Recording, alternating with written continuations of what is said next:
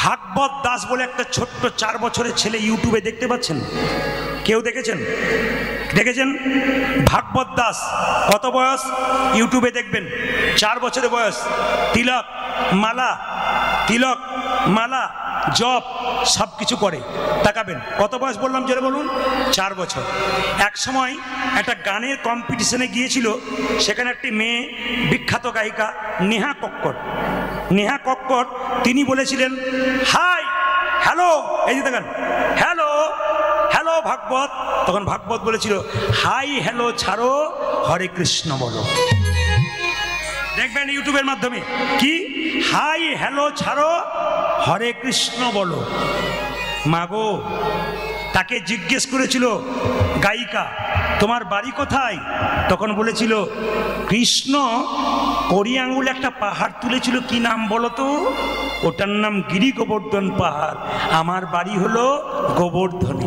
আচ্ছা ভাগবত, গীতা পড়ে কি লাভ? গীতা সঙ্গে রাখো কেন? গীতা পড়ে লাভ কি? মায়েরা শোনাখন। ছোট্ট 4 বছর ছেলে উত্তর দিয়েছিল আপনি মোবাইল কিনছেন, উত্তর দিয়েছিল কোনো জিনিস কিনতে গেলে, কিন্তু আমি আপনাকে বলি আপনি মোবাইল কিনছেন, তাতে দেখবেন একটা ম্যানুয়াল দেওয়া হয়, মানে একটা দেখবেন কাগজ দেওয়া হয়, ওতে কিন্তু কিভাবে মোবাইলটা চালাবেন তার জন্য কিন্তু শিক্ষা দেওয়া হয়। তো ভাগবত গীতা কি না, আমাদের জীবনটাকে চালানোর জন্যে ওটা হলো একটা ইউজার ম্যানুয়াল, যেটা থাকলে আমাদের জীবনটা সুন্দর হবে। কে বলেছে? 4 বছরের ভাগবত। মায়ের নাম কি ছিল? বাবার নাম কি ছিল? বাবার নাম ছিল অকম ভক্তি প্রভু, আর মায়ের নাম ছিল পূজ্য শচী দেবী। আসলে প্রশ্ন করবেন এই 4 বছরের ছেলেটা তো কৃষ্ণ ভক্তি হলো কেন? তার মায়ের পেটে যখন বাচ্চা ছিল তখন তার মা বৃন্দাবনে গুরুদেবের কাছে গিয়ে বলেছিল প্রভু আমার গর্ভে সন্তান এসছে, কি করলে আমি কৃষ্ণ ভক্ত সন্তান পাবো? গুরুদেব তাকে নির্দেশ দিয়েছিল মা তোমার পেটে বাচ্চা এসছে, এই সময় তুমি এই কাজগুলো করো, দেখবে তোমার কৃষ্ণ ভক্ত সন্তান হবে। প্রত্যেকটি মায়েদের কাছে, প্রত্যেকটি বোনেদের কাছে বলে রাখি, অনুকূল ঠাকুর বলেছেন আকাশে এরোপ্লেন ওড়ে সব জায়গাতে নামে না। কোথায় নামে? এয়ারপোর্টে নামে। মহাপুরুষের আত্মা চারিদিকে ঘুরে বেড়াচ্ছে। ঈশ্বরচন্দ্র বিদ্যাসাগরের জন্ম নাই, রবীন্দ্রনাথের জন্ম নাই, কেন বিবেকানন্দ ফিরে আসছে না? কেন আবার রবীন্দ্রনাথ ফিরে আসছে না? কেন ফিরছে না? একটাই কারণ, মায়েদের প্ল্যাটফর্মটা ভালো নাই। পেটে বাচ্চা থাকলে মায়েদের কিছু নিয়ম আছে যেগুলো করতে হয়। পরম প্রেমময় ঠাকুর বলেছেন পেটে বাচ্চা থাকলে সেই মেয়েটাকে প্রত্যেক দিন ভগবানের মন্দিরে প্রণাম করে বলতে হবে একটাই কথা, ছেলে হোক আর মেয়ে হোক, প্রভু একটা যেন কৃষ্ণ ভক্ত সন্তান হয়। দরখাস্তের বয়ান যেমন হবে পারমিশন তেমন হবে, আপনাকে চাইতে হবে তো, তবে আপনি পাবেন, নইলে পাবেন কি করে? তাকাবেন মায়েরা যে যেখানে বসে আছেন।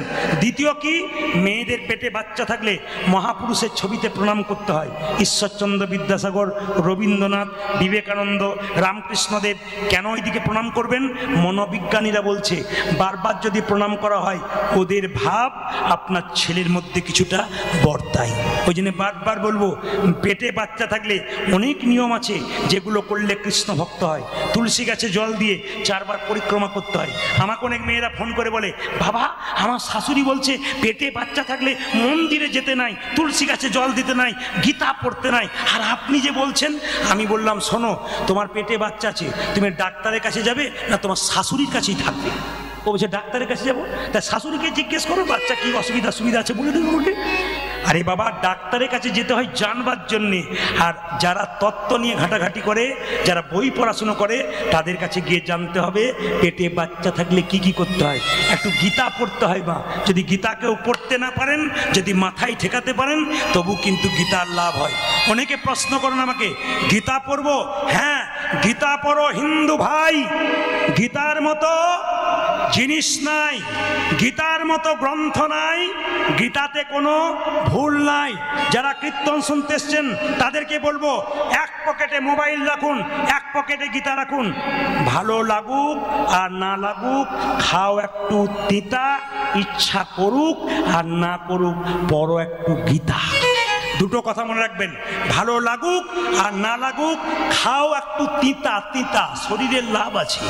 আর ইচ্ছা করুক আর না করুক পড়ো একটু গীতা। যদি তাই না হবে তবে তাকান, দেখবেন আপনারা যে যেখানে বসে আছেন কোর্টে দেখবেন একটা লাল কাপড়ে বাঁধা থাকে, ওটার নাম কি জোরে বলুন? ওটার নাম কি? গীতা। আমি একজনকে জিজ্ঞেস করেছিলাম ওটার নাম কি লাল কাপড়ে বাঁধা থাকে, ও তখন বলছে যন্ত্র টন্ত্র কিছু একটা হবে, বেটা কিছুই বোঝে না আর কি। মায়েরা, গীতাতে হাত রেখে, গীতা কত বড় গ্রন্থ, গীতাতে হাত রেখে বলা হয় যাহা বলিব সত্য বলিব, সত্য ছাড়া যারা করেছে অত বোকা নয়, মহাজ্ঞানী তত্ত্বজ্ঞানী মানুষ বলে করেছে। কিন্তু গীতাতে হাত রেখে অনেকে হাজার মিথ্যা কথা বলে সেখানে জিতে যায়। জেনে রাখবেন, গীতাতে হাত দিয়ে ওখানে মিথ্যা কথা বলে কেউ যদি জিতে যায়, সে এখানে জিতলো, ভগবানের কোর্টে কিন্তু তার বিচার পাকা হয়ে যাবে, ওখানে জেতার কোনো চান্স নাই। তাই আপনাদের কাছে নিবেদন রইল, গীতা পড়ো হিন্দু ভাই, গীতার মতো জিনিস নাই, গীতার মতো গ্রন্থ নাই, গীতাতে কোনো ভুল নাই। ছেলে হলে আনন্দ হয় না মেয়ে হলে আনন্দ হয়? সত্যি করে বলবেন হরিবাসর। এখন হরিবাসর বলে অনেকে বলছে ছেলে হলেই আনন্দ হয়। কেন আপনারা মায়ের জাত, অথচ মেয়ে হলে আনন্দ হয় না কেন? আসলে শাস্ত্র বলছে যদি কারো ছেলে হয় সে পুত নামক নরক থেকে উদ্ধার পায়। তাহলে আমি প্রদীপ পাল, আমার দুটো মেয়ে, তাহলে আমার উদ্ধার পাবার কোনো চান্স নাই, নাকি বলছেন? এখানে দলে যেগুলো আছে না, দেখাবো না, সব প্রায় একটা দুটো করেই কন্যা আছে। ছেলে এক আধজনের আছে, তাদের বুকের পাটা আলাদা, মেক্সি পরে ঘুরে বেড়াচ্ছে। তো সবাই তাকানে, যে যেখানে বসে আছেন তাকাবেন। মায়েরা, কি বললাম? ছেলে ছেলে আর মেয়ে। ছেলে যদি একটা বংশের প্রদীপ হয়, মেয়ে হয় দুটো বংশের প্রদীপ। একজন মুসলিম ভাই আমাকে বলছে আমার দুটো মেয়ে। বললাম তুমি ছেলে নেবে না? বলে না, দুটোতেই আল্লাহ যা করেছে। বলে কেন? আমি মরে গেলে ওরা 2-4 দিন আমার জন্য কাঁদবে, আর ছেলে হলে খুঁজে খুঁজে বেড়াবে বাবা কোথায় কি রেখেছে। না না, দামি কথা বলছি। মায়েদের খুব আনন্দ হলো, যাকে আমাদের হয়ে বললেন। আপনাদের ভোট না দিলে তো হবে না, যেরকম রাধা রানী কি। কিন্তু মায়েরা, ছেলে হলেই যে নরক থেকে উদ্ধার হবে তা নয়, পুত নামক নরক থেকে। কেন? তুলসীদাস বলেছেন, তুলসীদাসের দোহা, এক দ্বার সে বাহার হতা হয় পুত আর মুত, जो हरि भजे कहे पुत, जो ना भजे कहे मुत। কথাটা শুনতে খারাপ, কিন্তু তুলসীদাসের কথা। एक द्वार से बाहर होता है पुत और मुत, जो हरि भजे कहे पुत, जो ना भजे कहे मुत। একই রাস্তা দিয়ে পুত্র বেরিয়ে আসে, একই রাস্তা দিয়ে মূত্র বেরিয়ে আসে, কিন্তু যে হরি ভজন করে ছেলে জন্ম নিয়ে সে পুত্রের সমান, আর যে জন্ম নিয়ে হরি ভজন করে না সে মূত্রের সমান। তাকাবেন মায়েরা, যে যেখানে বসে আছেন, ছেলে জন্ম দিলে যে আপনি উদ্ধার হবেন তা নয়। ছেলে যদি কৃষ্ণ ভক্ত হয় তবেই কিন্তু আপনি উদ্ধার পেয়ে যাবেন। আমি আপনাদের বলে যাই, যে যেখানে আছেন, ছেলে মেয়ে দুটোই সমান। ঈশ্বর যেভাবে দিয়েছে যাকে, সেইটাই নিয়ে সন্তুষ্ট থাকবেন, আপনার আনন্দ আছে। আচ্ছা মায়েরা, বাচ্চা ছেলে জন্ম নিলে আপনারা মুখে কি দিন জোরে বলুন? নিম পাতা না তেঁতুল পাতা? তেঁতুল পাতা, গুড় ও মধু। আচ্ছা আচ্ছা, এবার আমি আপনাদের একটা ভুল ধারণা ভাঙিয়ে দিয়ে যাই। একটু বলুন তো, বাচ্চাদের মুখে মধু দেওয়া মানে মায়েরা কিভাবে বলুন তো? আমার ছেলে মিষ্টি মিষ্টি কথা বলবে। আহ, বড় হয়ে কি মিষ্টি কথা বলে। মা বলে একটা গামছা এনে দিয়ে কি বলে, চুপ করে দাও। ও মায়েরা তাকাবেন, মধুটা কেন দেওয়া হয়? আসল কাজটা শুনে রাখুন। মধু দেওয়া মানে মিষ্টি কথা নয়। আজ আমি শাস্ত্রের রেফারেন্স দিয়ে দেবো, আমি ধরে ধরে বলে দেবো কোন বই থেকে বলছি। যদি কেউ পড়াশুনো করেন, আমার কথাগুলো জানবেন, বইটা পড়ে দেখে নেবেন, মিলিয়ে নেবেন। প্রথমটা কি? মধু দেয় বাচ্চা জন্ম নিয়ে। কেন? বাচ্চা জন্ম নিয়ে কান্নাকাটি করে, মায়ের দুধ পান করতে পারে না, কান্না বন্ধ করার জন্যে মধু দেয়।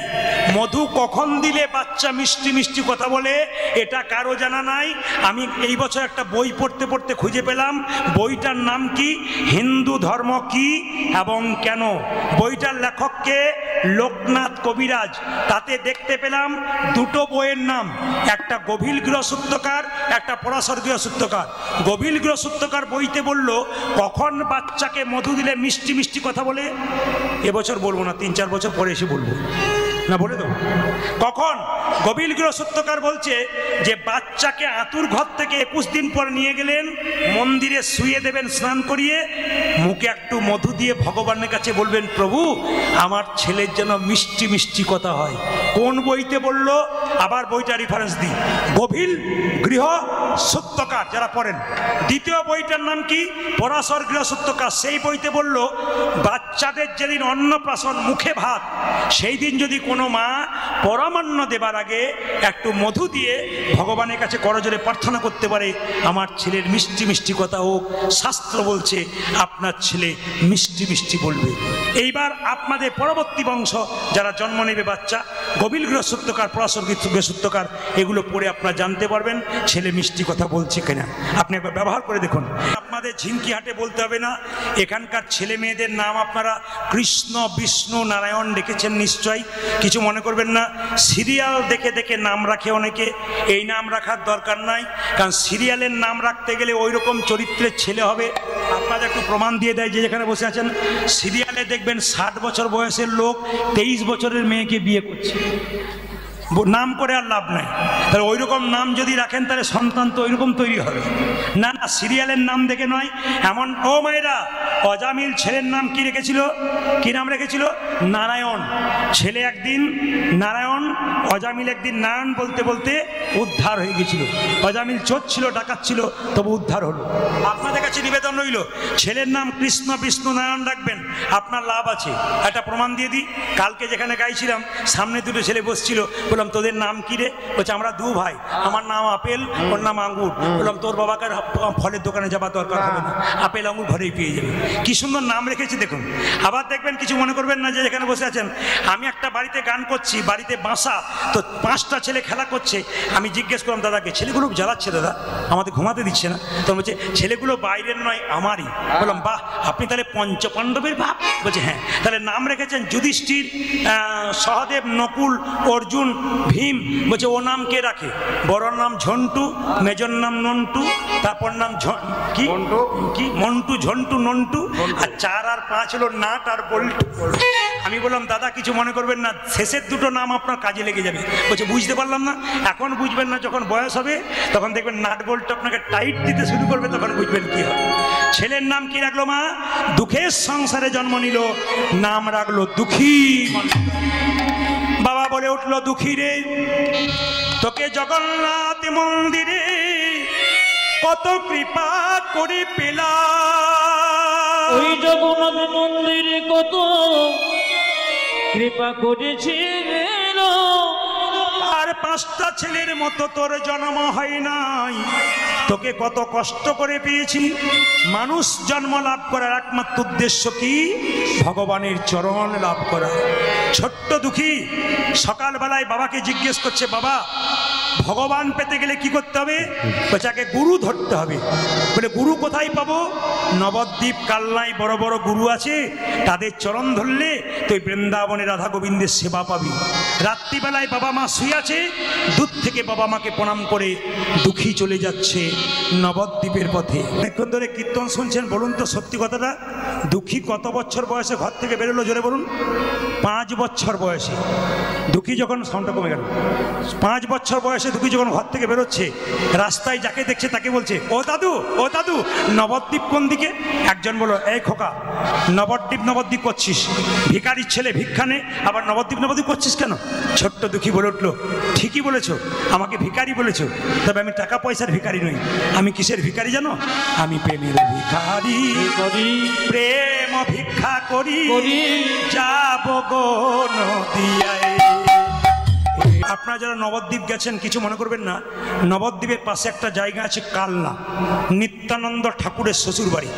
সেখানে একজন বিখ্যাত গুরুদেব ছিল, তার নাম হৃদয় চৈতন্য। যে যেখানে বসে আছেন পেছনে আগে কান ঠিক রাখবেন, মন ঠিক রাখবেন, শুনবেন, আপনার হৃদয়ে শান্তি পাবেন, জানতে পারবেন কিছু কথা। তাকান, হৃদয় চৈতন্য যে না জয়ধ্বনি দিয়েছে, বেরিয়ে এসে বলল, কে তুই? আমার নাম দুঃখী। কত বছর বয়স? 5 বছর। কি জন্য এসছিস? আমি দীক্ষা নিতে এসেছি। বলছি দাঁড়া। দীক্ষা মানে কি? মায়েরা এতজন কীর্তন শুনতে এসছেন, দীক্ষা সবাই নিয়েছেন, হাত তুলে বলতে পারবেন দীক্ষা মানে কি? জেনে নিন। দীক্ষা মানে কি? দিয়ে খা। দীক্ষা মানে কি? ও মায়েরা, দীক্ষা মানে কি? দিয়ে খা। সকালবেলায় স্নান করে ভগবানকে দিয়ে যে না খাই তার দীক্ষা নেওয়ার কোনো দাম নাই। যারা অনেকে গর্ব করে লোকের সামনে বলছেন আমার দীক্ষা হয়ে গেছে, আপনার কোনো লাভ নাই। যে সকালবেলায় ঘুম থেকে উঠে স্নান করে ভগবানকে তুলসী পত্র দেবেন, তারপর আপনি খাবেন, তবে দীক্ষা নেওয়া সার্থক হবে, নইলে আপনার জীবন বেকার হয়ে যাবে। তাকাবেন যে যেখানে বসে আছেন, ভগবানকে তিলক, এদিকে এদিকে খুব দামি কথা, যারা জানেন না তারা জেনে যান। ভগবানকে তিলক দিতে হয় কোন আঙুলে? গুরুদেবকে তিলক দিতে হয় কোন আঙুলে? এখানে ভক্তরা বসে আছেন, কেউ যদি তিলক নিতে চায় কোন আঙুলে দেবেন? কেউ যদি মারা গেছে তাকে কোন আঙুলে দেবেন? তাকাবেন, এটা কিন্তু দারুণ শিক্ষণীয় বিষয়। অনেক দিন ধরে কীর্তন শুনছেন, দামি কথাগুলো শুনবেন। কি? যদি কেউ মারা যায় তাকে তিলক দেবেন কোন আঙুলে? যদি কেউ গুরুদেব হয় তাকে কোন আঙুলে দেবেন? ভগবানকে কোন আঙুলে তিলক দেবেন? তাকান আমার দিকে। ভগবানকে তিলক দেবেন এই আঙুলে। কেন? এটার নাম বৃদ্ধাঙ্গুষ্ঠী, এটার নাম তর্জনী, এটার নাম মধ্যমা, এটার নাম অনামিকা। অনামিকা মানে কি? ভগবান বিষ্ণুর আঙুল। এই আঙুলে করে ভগবানকে তুলসী পত্র দেবেন, এই আঙুলে করে ভগবানকে বাতাসা দেবেন, এই আঙুল করে ভগবানকে তিলক দেবেন। দুই, আপনি নিজেকে কোন আঙুলে তিলক দেবেন? নিজেরা যারা তিলক নেন তারা কোন আঙুলে তিলক নেবেন? তাকিয়ে দেখুন, নিজেকে তিলক নেবেন এই আঙুলটা মধ্যমা। যারা পেছনে আছেন, যারা আগে আছেন, আমার দিকে তাকিয়ে নিন। নিজেকে কোন আঙুলে তিলক দেবেন? মধ্যমা, মানে এই আঙুলটাতে। আচ্ছা, যদি কেউ মারা যায় তার কপালে তিলক দেবেন কোন আঙুলে? এই আঙুলে, তর্জনী। তর্জনী। আর যদি ধরুন এখানে কেউ তিলক দিচ্ছে আপনাদেরকে, কিংবা অনেকে তিলক দেয় না, আসলে তিলক দিতে হয় কোন দিকে? কিংবা কেউ আপনি তিলক করছেন, কেউ তিলক চাইছে আপনার কাছে, তিলক দিবেন কোন আঙুলে? এই আঙুলে। সবাই তাকান, তিলক দেবেন বৃদ্ধাঙ্গুষ্ঠী, মানে এরকম করে তিলক দেবেন।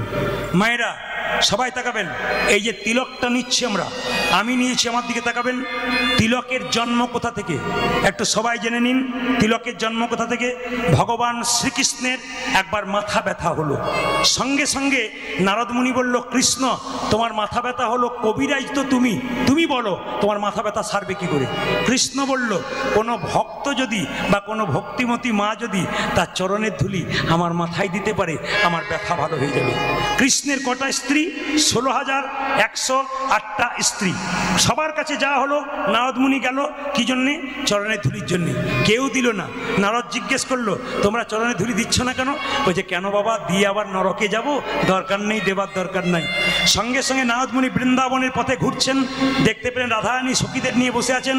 নারদ মুনিকে দেখে বললেন, রাধারানী, নারদ তোমার চিন্তা চিন্তা মন লাগছে কেন গো? এমন করে মন খারাপ করে যাচ্ছ কেন? আজকে মুখে হাসি নেই কেন? বলছে, কৃষ্ণের মাথায় ব্যথা হয়েছে। নারদ মুনি বলে উঠলো, কৃষ্ণের মাথায় ব্যথা হয়েছে। সঙ্গে সঙ্গে রাধারানী বলে উঠলো, বলো নারদ, কি করলে কৃষ্ণের মাথা ব্যথা ভালো হবে? বলছে, একটা উপায় আছে। বলে কি? যদি কোনো ভক্তিমতী মা তার চরণে ধুলো দিতে পারে, তবে গোবিন্দের মাথা ভালো হতো, এটা ভালো হতো। সখীরা তাড়াতাড়ি বললো, নারদ তোমার গলাতে যে উন্নিটা আছে, ওই উন্নিটা আমাদের দাও। রাধারানী বললো, তাড়াতাড়ি দাও। সকল গোপীগণ রাধারানী চরণের ধুলো দিল কাকে? তাকাবেন, কাকে দিল? না সোজাসুজি দিল নারদকে। নারদ বেঁধে নিয়ে চলে যেতে আর জিজ্ঞেস করছে যেতে যেতে, আচ্ছা তোমরা যে চরণে ধুলি দিলে, তোমাদের নরকের ভয় হলো না? তখন রাধারানী বলছে, শোনো, আমরা নরকে যাব, কিন্তু গোবিন্দের মাথা ব্যথা তো ভালো হবে। কত গোবিন্দকে ভালোবাসে দেখুন মায়েরা। আমরা তো চাই, ওদের ভালোবাসাটা কোন জায়গায় গেছে। সঙ্গে সঙ্গে নারদ মুনি সেই ব্রজগোপীদের চরণ ধুলি নিয়ে কি করেছে? কার মাথায় দিয়েছে? কৃষ্ণের মাথায়। কৃষ্ণের মাথা ব্যথা ভালো হলো। কৃষ্ণ সেই চরণের ধুলি ব্রজগোপীদের রাধারানীর বৃন্দাবনের মাটিতে ছড়িয়ে দিল। তার থেকে তৈরি হলো তিলক।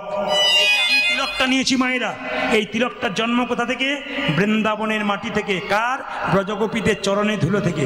তাকাবেন আমার দিকে, এই যে তিলক দেখতে পাচ্ছেন, ডান দিকে একটা দাগ, বাঁ দিকে একটা দাগ, মাঝখানটা ফাঁকা। এই জায়গাটার নাম কি? ডান দিকটার নাম কি? ব্রহ্মা। বাঁ দিকটার নাম কি?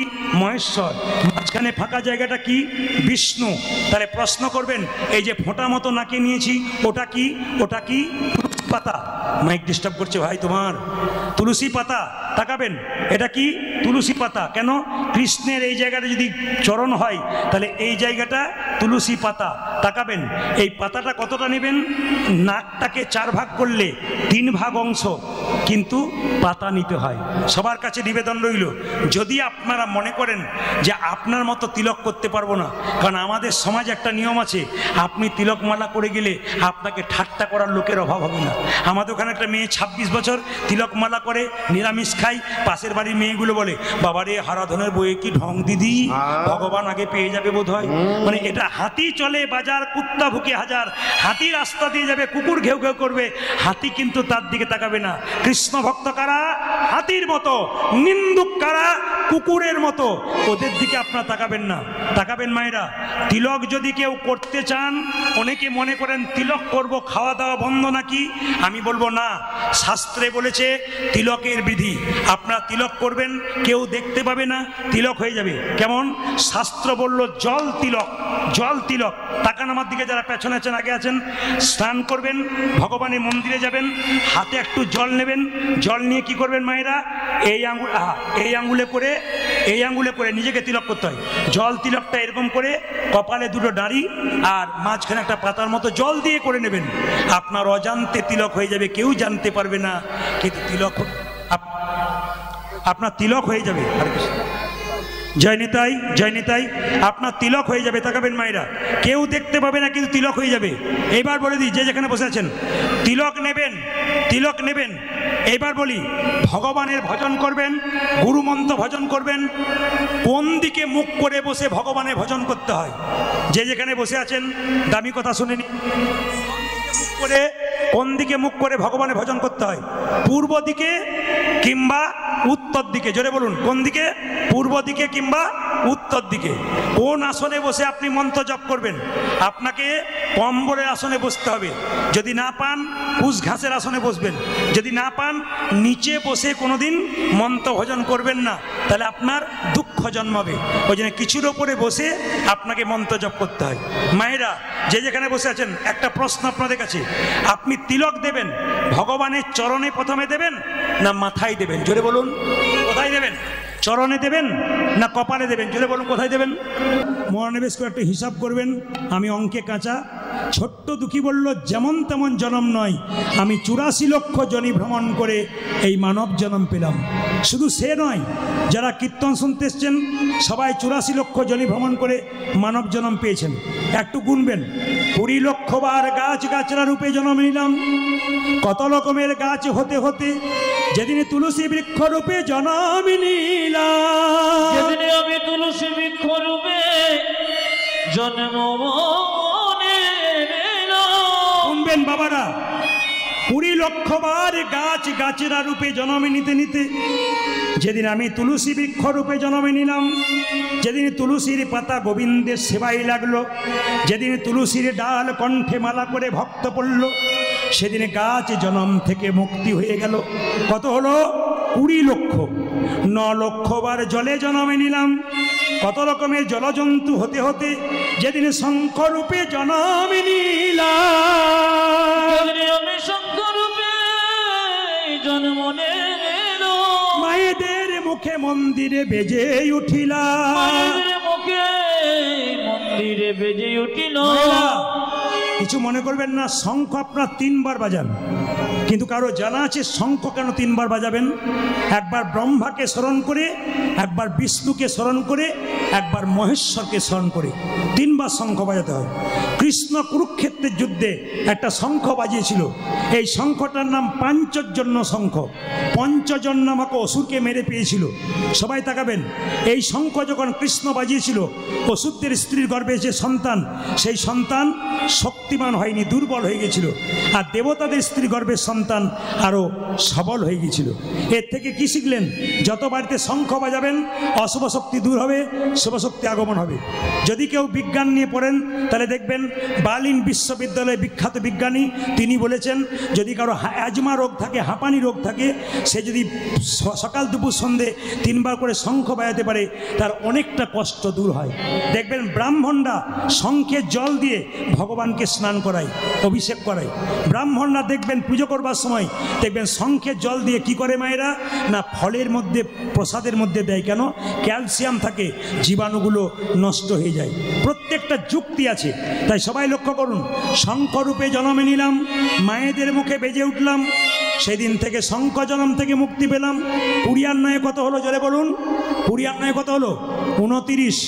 11 লক্ষ বার পোকা রূপে জন্ম নিলাম, আমি পোকা রূপে জন্ম নিলাম। ফুল থেকে মধু সংগ্রহ করি, সেই মধু যেদিন গোবিন্দের সেবাই লাগালাম, সেবাই লাগালো, সেই দিন পোকা জন্ম থেকে আমার মুক্তি হয়ে গেল। হয়ে গেল। কি বললাম মায়েরা? কত হলো? 20 29 আর 11 কত হয় যে বলুন? 40। 30 লক্ষ বার পশুকুলে জন্ম নিলাম। কত রকমের পশু হতে হতে যেদিন গাভী কুলে জন্ম নিলাম, যেদিন আমি গাভী কুলে জন্ম নিলাম, যেদিন গাভীর চামড়া দিয়ে শিখল তৈরি হলো, যেদিন গাভীর চামড়া দিয়ে মহাপ্রভুর শিখল তৈরি হলো, যেদিন গাভীর দুগ্ধ গোবিন্দের সেবাই লাগিল, সেবায় লাগিল, সেই দিনই আমার পশু জন্মে থেকে মুক্তি হয়ে গেল। আমার পশু জন্ম হতে মুক্তি গুনে নিন। 40 আর 30 কত হলো মায়েরা? 70। 10 লক্ষ বার পক্ষী কুলে জন্মে নিলাম। কত রকমের পক্ষী হতে হতে যেদিন ময়ূর কুলে জন্মে নিলাম, যেদিন আমি ময়ূর কুলে জন্ম নিলাম, যেদিন গোবিন্দের মাথায় আমি স্থান পেলাম, যেদিন গোবিন্দের মাথায় আমি স্থান পেলাম, সেদিন আমার পাখি জন্মে থেকে মুক্তি হয়ে গেল। পাখি জন্ম হতে মুক্তি হয়ে গেল। গুনবেন কত হলো? 80। 4 লক্ষ বানরা, অনেক রকমের বানর হতে হতে যেদিন হনুমান হলাম, রাম ভক্ত, সেই দিন আমি উদ্ধার হয়ে গেলাম, মানব জন্ম পেলাম। বাবা, এতজন বসে বসে সন্ধ্যে থেকে কীর্তন শুনছেন 8টা থেকে, আপনাদের কাছে একটা নিবেদন রইল, মানুষ হয়ে যা করতে পারলাম না, পশুকুলে জন্ম নিয়ে হনুমান তা করলো। কি করলো? হনুমান এক সময় সীতাকে যখন উদ্ধার করলো, সীতা মা আদর করে হনুমানকে একটা মতির মালা দিল। মতির মালাটা নিয়ে হনুমান কি করলো? প্রথমে কপালে ঠেকালো, তারপর কানে ঠেকালো, চোখে ঠেকালো, নাকে ঠেকালো, জিভ দিয়ে চাটলো, দাঁত দিয়ে কেটে কেটে 64 টুকরো করলো। প্রশ্ন করবেন, ওই মতির মালাটা হনুমান 64 টুকরো করলো কেন? কারণ আছে। কি কারণ? এই 64 টুকরো কলিযুগে 64 মহান্ত রূপে এলো। মাথায় রাখবেন, 64 মহান্ত রূপে এলো। এইবার যখন হনুমান মতির মালাটা কেটে দিয়েছে, তখন লক্ষণ সীতাকে বলছে, মা এ তুমি কি করলে? বানরে সপিলে মতি, মতিতে তার নাইকো মতি, অনাসে কাটে তারে দন্তে, শিশু মানে না দেবতাই, মানুষ পুজে তারে কেন বন্তে। ও মা, হনুমান মতির মালার মানে কি জানবে? কি জন্য দিলে ওকে? বাচ্চা ছেলেকে মন্দিরে শুয়ে দিলে ও মন্দিরে মানে কি বুঝবে? ও তো মন্দিরে পায়খানা প্রস্রাব করে দেবে। বারবার অপমান করছে।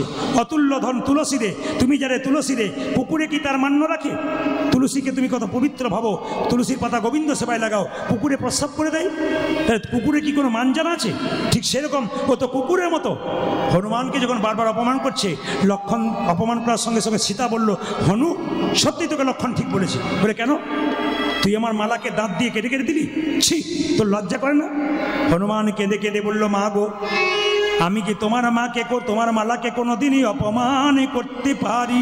অপমান করতে পারি? প্রথমে তুমি আমায় মালাটা দিলে, ওই মালা কপালে ঠেকালাম কেন জানো? কেন জানো? ওই মালা তো যেমন তেমন মালা নয়, যেমন তেমন মালা নয়, আমার মায়ের দেওয়া প্রেমের মালা, ভালোবাসার মালা বটে।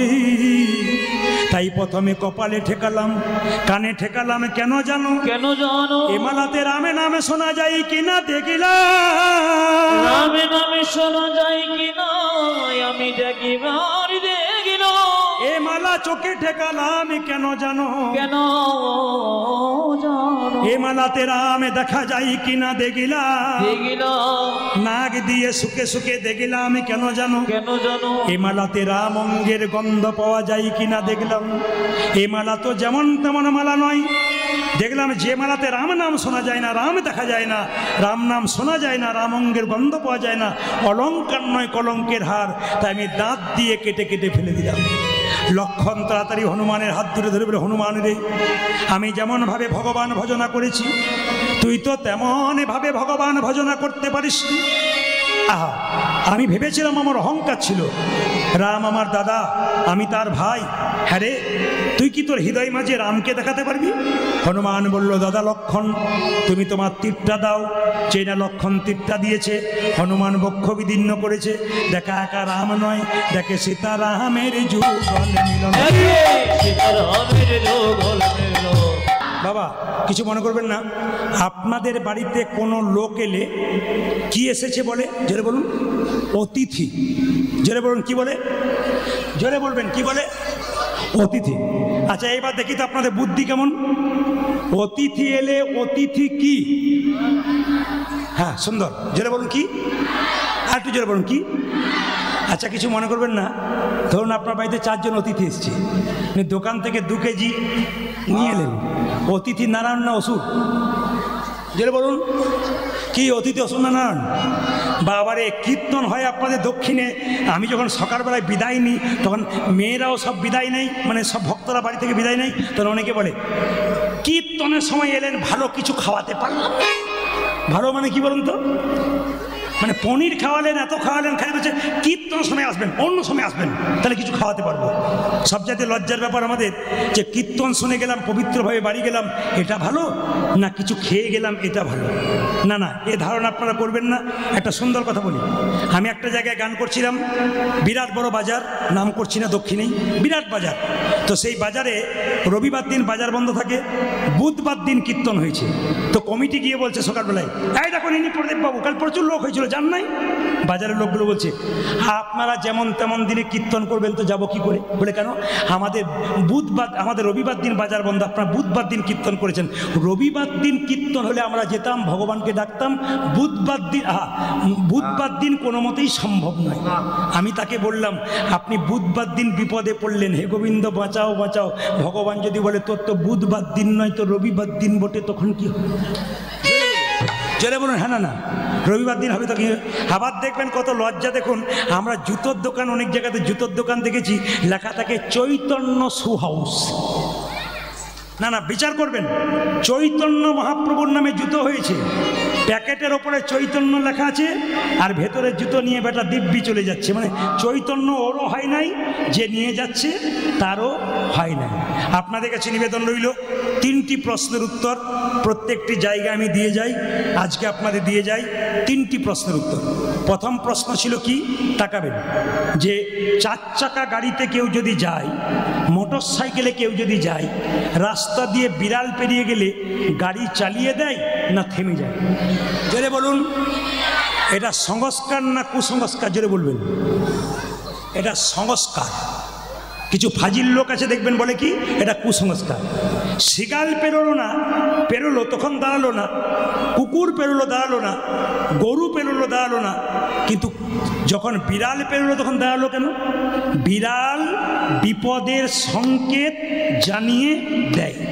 যে বছর মোদী সরকার টাকা চেঞ্জ করলো 2000, সেদিন সরিষাহাটে গান করে আমি বাড়ি যাচ্ছিলাম, আমার ড্রাইভার পুলিশের গাড়ি চালাতো, তো সেই সময় আমার সঙ্গে ঢুকেছিল সেই বছর।